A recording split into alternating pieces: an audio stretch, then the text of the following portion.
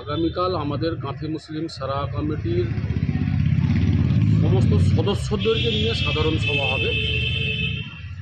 কারণ গত এক মাস মতন আগে 30শে ডিসেম্বর একটা মন্দারমণি পোস্টালে বসা হয়েছিল মন্দারমণি থানার ওসি সাহেবের মধ্যস্থতায়।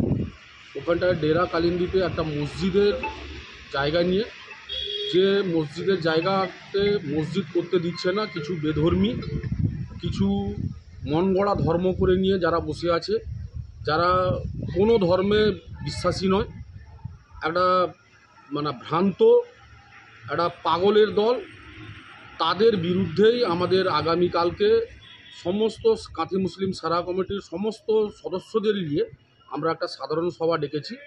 ওই সাধারণ সভায় আমরা আগামী দিনের আমাদের কর্মসূচি আমরা নিব।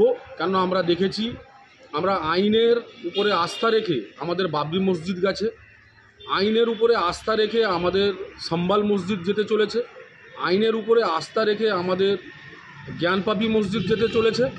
আমরা এই আইনের উপরে আস্থা রাখতে পারছি না। আমরা বিগত কয়েকদিন ধরে একটা আলোচনার মাধ্যমে ওখানটা যাতে একটা সুষ্ঠু সমাধান হয়, আইনের শাসন চলে, আমরা চেয়েছিলাম। ওখানটায় ওই সালিসি সভায় গিয়ে আমি নিজে ওখানটায় আক্রান্ত হয়েছি, আমার মাথা ফাটিয়ে দিয়েছিল। আপনারা সবাই জানেন, এটা নিয়ে একটা উত্তেজনা সৃষ্টি হয়েছিল। আমরা চেয়েছিলাম যে না, শান্তিপূর্ণভাবে আলোচনার মাধ্যমে একটা সমাধান সূত্র বেরাক, কিন্তু আমরা দেখছি ওখানটায় আইনের শাসন চলে না। ওখানটায় যার শক্তি বেশি সেই ওখানটায় রাজত্ব করবে। তাহলে সেই জায়গায় আমরাও প্রস্তুত।